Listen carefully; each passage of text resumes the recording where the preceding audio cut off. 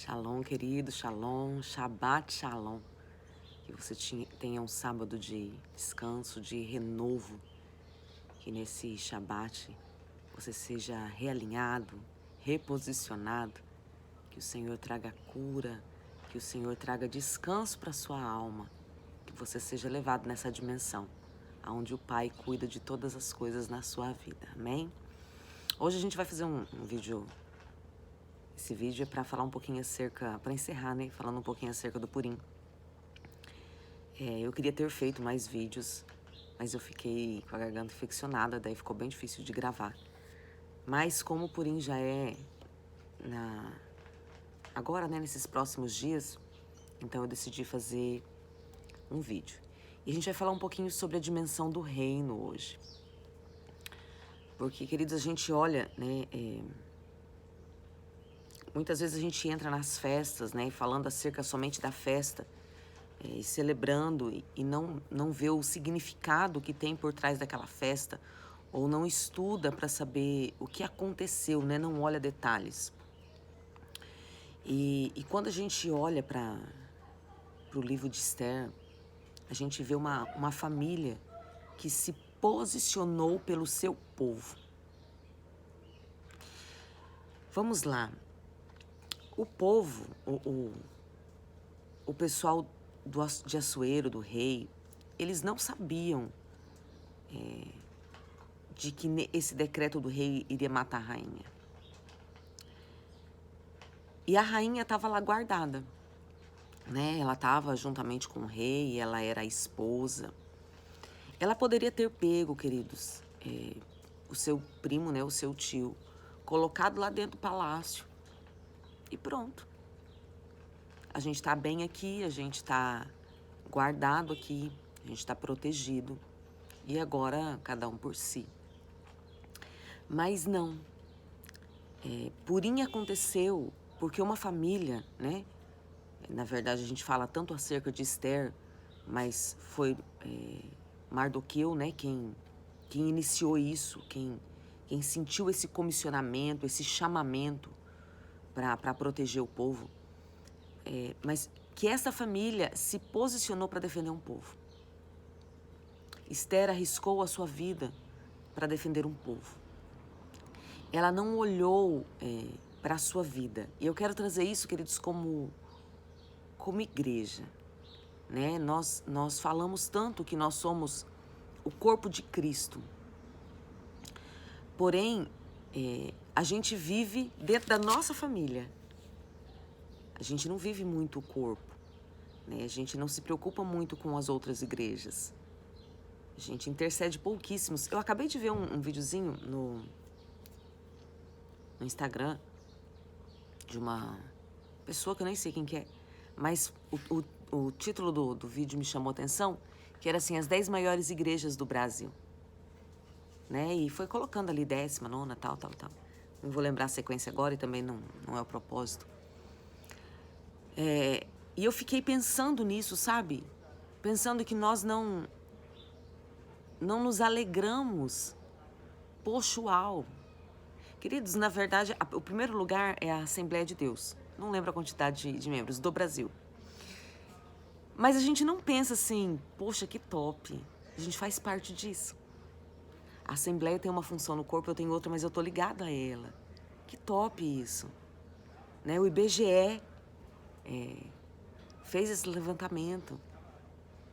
A gente não pensa nisso. Eu tenho certeza que muitos, se verem, vão se sentir frustrados, porque olha para a sua igreja e vê lá seus 20, 30 membros e vai pensar, nossa, eu nunca vou estar no meio disso. Então nós não olhamos e vemos e pensamos assim, nossa, a igreja da rua da minha casa não é a igreja que eu congrego, eu nem conheço eles, mas eu tô vendo que não tá indo ninguém lá, eu tô vendo que a igreja tá para fechar as portas. Queridos, eu não tô falando acerca do tratar de Deus com cada um de nós, eu não tô falando acerca de que a igreja pode estar em pecado, das guerras, não tô dizendo acerca disso. Eu tô dizendo da nossa postura, de não olharmos e termos misericórdia e falar assim, vou orar. Eu vou Eu vou, pelo menos, perguntar ao Senhor se eu posso comprar essa guerra. Eu vou... Pastores aí, né, de igrejas menores. Hoje eu não vou fazer culto aqui, não. Hoje eu vou chamar os irmãos todos, né, os discípulos, membros, filhos ministeriais aí, independente da nomenclatura que você dê. E a gente vai todos para a igreja X. A gente vai fazer uma visita lá. A gente vai se alegrar com os nossos irmãos. Nós vamos guerrear com os nossos irmãos. Nós vamos chorar com os nossos irmãos. Nós não temos uma visão de reino. E Purim celebra isso. A visão de alguém que olhou o todo. Que não olhou somente para si, que não olhou somente para sua casa. Que não pensou somente eu estou guardado. Deus mudou a sorte. Purim é mudança de sorte. Glória a Deus. Purim é mudança de sorte. Mas Purim é mudança de sorte de um povo. Não é simplesmente uma celebração, pessoal. É lógico, queridos, que a gente vai entrar, né? Amanhã, hoje é sábado, dia 4 de março. Amanhã, 5 de março, a partir das 18, começa o jejum. Do domingo até a segunda, às 18, o dia de jejum. E depois a celebração. É lógico que nisso a gente vai colocar os nossos pedidos pessoais, orar, liberando decretos, crendo que esse é um período onde Deus muda a sorte. É lógico que sim, mas eu quero te chamar para nós ampliarmos a nossa visão e não trazermos somente para o pedido pessoal, mas de nesse tempo orarmos e falarmos: Deus, muda a sorte da igreja. Nos faz um.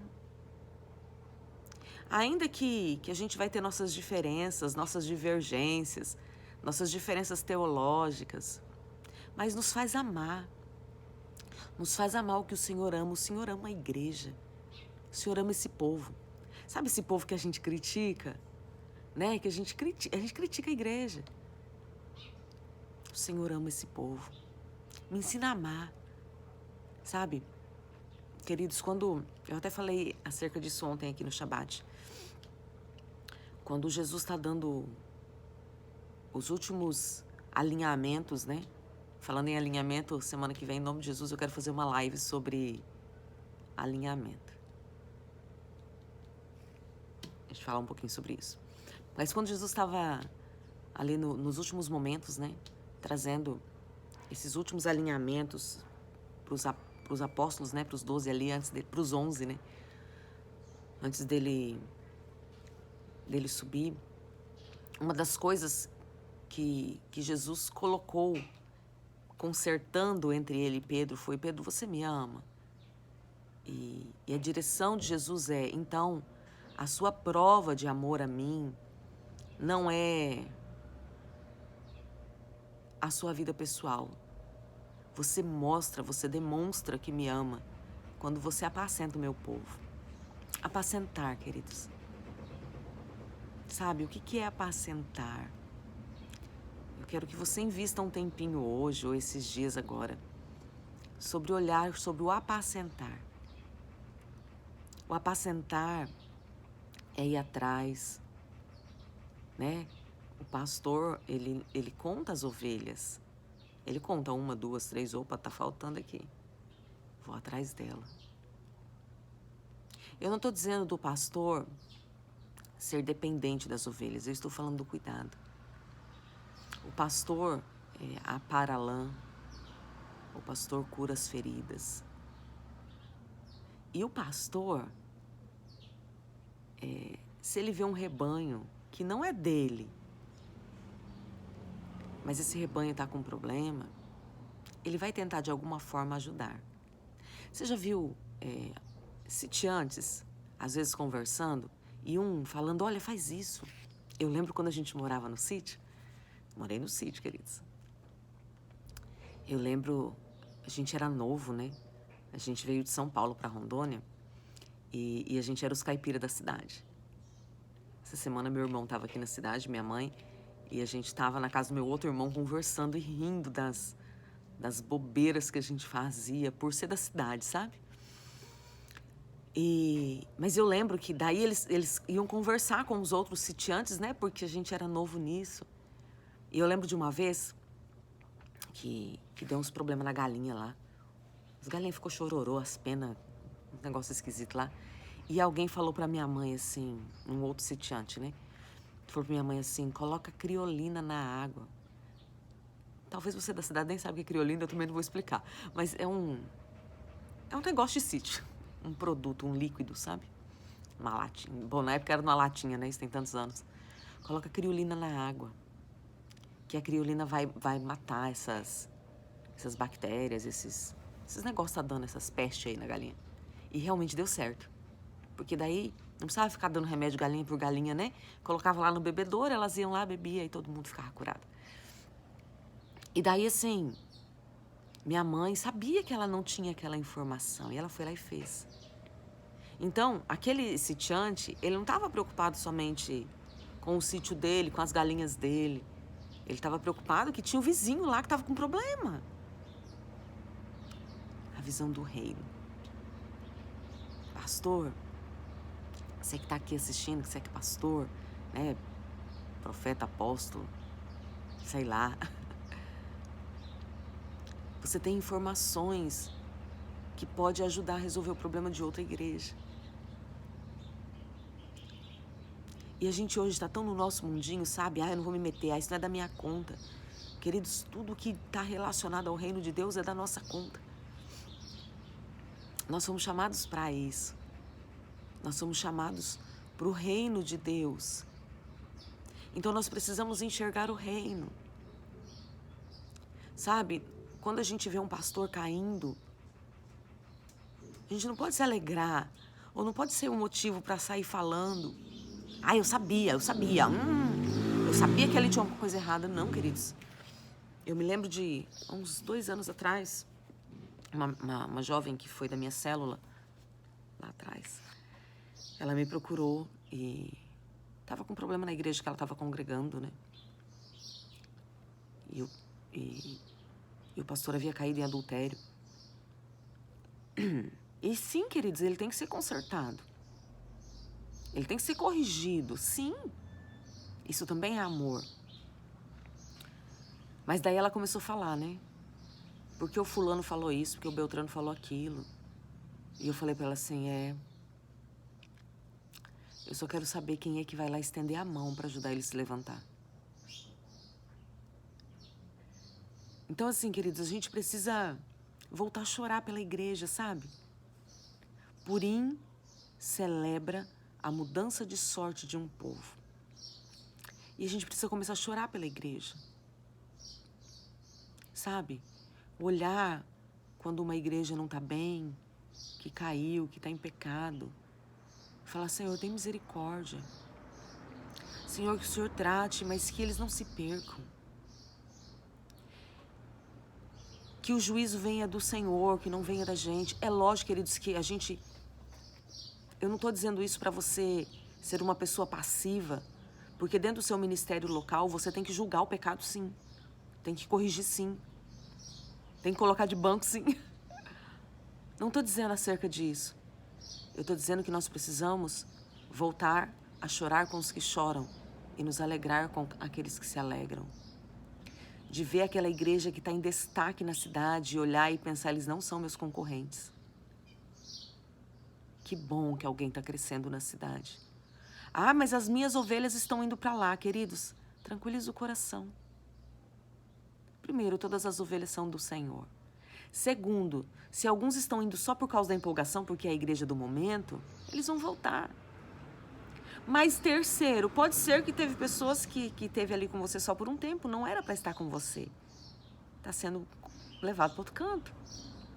É difícil? É difícil. Não estou dizendo que é fácil. Mas nós precisamos voltar a ter visão do reino. Nós precisamos olhar as outras igrejas e não competir com elas. Sabe? Deixa eu compartilhar algo com vocês que eu vivi no ano passado. Aqui em Ariquemes tem um evento chamado Aviva, É um evento que a Assembleia de Deus faz há muitos anos. E se tornou um evento muito grande, sabe? Muitas cidades vêm e eles trazem vários ministrantes de fora, cantores, né? Adoradores. E quando eu congregava, que eu não tinha ministério, né? Que eu não era pastora de uma igreja local, eu pensava assim, gente, que absurdo, as igrejas tinham que fechar as portas e ir lá no Aviva. É um momento de ter comunhão com todo mundo, né? Poxa, tá tendo um evento na cidade. Não era por causa de ninguém de fora, queridos, era por causa do Aviva. Poxa, vamos estar junto com os irmãos, né? Passou o tempo. Veio pandemia, né? Abri a igreja. E quando foi o ano passado, teve o Aviva, né? Porque já tinha 2 anos que não tinha por causa da pandemia, né? Teve o Aviva. E era numa sexta-feira. Queridos, durante a semana, eu estava deitada, nem pensando em Aviva, nem pensando em nada. Deitada. Eu me escutei falando. O Espírito Santo é tremendo. Eu me escutei falando. As igrejas têm que fechar. Tem que estar todo mundo junto lá no Aviva. E eu entendi naquele momento que era o Senhor falando, e agora? Você vai fechar? Ou você vai ser alguém que tem uma ideia muito legal, mas que não cumpre, porque agora você tem igreja? Porque agora você é a pastora de uma igreja. O que você vai fazer? Ele diz, eu chorei. Naquele dia eu chorei porque eu estava do outro lado da história. E eu chorei falando, Senhor, eu não tinha o direito de querer dizer o que as igrejas têm que fazer. Mas eu vou. Mandei mensagem no grupo da igreja, falei, queridos, sexta-feira, Shabat vai ser lá no Aviva, nós vamos nos reunir lá. E fui, queridos. Porque nós precisamos voltar a ter a visão de reino. E agora eu não estou dizendo para você que você tem que estar em todos os eventos. Eu não estou dizendo que você... nada disso. Eu estou dizendo que nós precisamos voltar a olhar para o reino de Deus. Porque foi por isso que Purim aconteceu. Porque um homem e uma mulher não olharam para o seu reino pessoal, mas tiveram a visão de salvar, de se posicionar para que um povo fosse salvo. Então não se conforme. A Bíblia diz que no final dos tempos o amor de quase todos esfriaria. Verdade. Mas seja você um fogo para incendiar outros. Porque a Bíblia não diz que seria de todos. É o tempo da apostasia. Verdade também. Mas seja você uma voz de despertar, de amar, de cuidar, de incentivar. Bora, não desiste não, desanima não. Tem muita gente que ainda não se prostrou. Tem muita gente que ainda está de pé. Então celebre Purim com essa visão de que o reino de Deus é maior que você. O reino de Deus é maior que a sua igreja local. Existe muita coisa acontecendo no reino de Deus. E nós precisamos orar, nós precisamos chorar e precisamos celebrar. Porque nós estamos inseridos juntamente com esses irmãos, com muitos irmãos, dentro de um reino. Que o Senhor te abençoe. Que você tenha um excelente jejum, né? Deixa eu aproveitar aqui, né? O que fazer nesse jejum? Jejum? Leia o livro de Esther. Peça revelação, peça para que o Senhor acrescente, né? Conhecimento, entendimento, revelação, entendimento. E faça orações. Como fazer decretos? São orações, queridos. Faça uma listinha aí, coloca no caderno. Áreas da sua vida que precisam de Purim, né? De mudança de sorte. Áreas do ministério que precisa de mudança de sorte. E áreas da igreja. A igreja, né? Que precisa de mudança de sorte. E ore. Ore acerca disso. E encerre na segunda-feira. A festa de Purim tem várias coisas. Às vezes eles dão presentes. Tem um prato chamado orelha de Amã, que é tipo um pãozinho recheado, sabe? Tem receita aí na internet. Celebre com simplicidade. Na sua casa, ore, se alegre, mande mensagens e bora. Eu tô falando isso de uma forma bem simples, queridos, porque às vezes as pessoas pensam que a gente só pode celebrar se fizer a festa, se colocar a roupa, se... Não. Tudo isso é legal, tudo isso é gostoso. Mas essa dimensão que nós estamos é muito maior do que tudo isso. Então, dentro da sua simplicidade, dentro daquilo que você tem nas mãos hoje, que você tenha um excelente Purim. Que o Senhor te abençoe, que o Senhor te guarde, que o Senhor resplandeça a luz dele sobre você, que os seus olhos sejam abertos e que você possa enxergar um pouquinho da dimensão do reino de Deus e se alegrar em estar vendo, em fluir nisso, em ser um agente de transformação. Que você seja um agente de Purim, um agente de mudança de sorte. Em nome de Jesus. Shalom, shalom, queridos. Shabbat shalom.